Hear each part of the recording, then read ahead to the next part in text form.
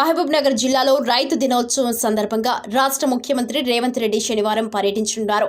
ఈ సందర్భంలో ముఖ్యమంత్రి పర్యటనకు సంబంధించి భద్రతా ఏర్పాట్లను సమర్థవంతంగా నిర్వహించేందుకు మల్టీ జోన్ 2 ఐజీ సత్యనారాయణ మరియు జిల్లా ఎస్పీ శ్రీమతి డి జానకి పర్యటన ప్రదేశం హెలిప్యాడ్ పార్కింగ్ స్థలాలను పరిశీలించారు.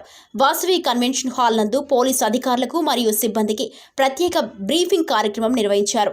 ఈ సందర్భంగా ఐజీ మాట్లాడుతూ ప్రతి పోలీస్ అధికారి మరియు సిబ్బంది తమ విధులను సమర్థవంతంగా నిర్వర్తించాలని, ముఖ్యమంత్రి పర్యటన ప్రశాంతంగా జరిగేలా అందరూ కృషి చేయాలని సూచించారు.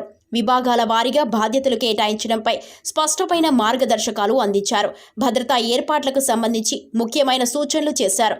పర్యటన ప్రాంతం చుట్టూ కట్టుదిట్టమైన భద్రత మరియు పోలీస్ సిబ్బంది మోహరించబడ్డారని అన్నారు.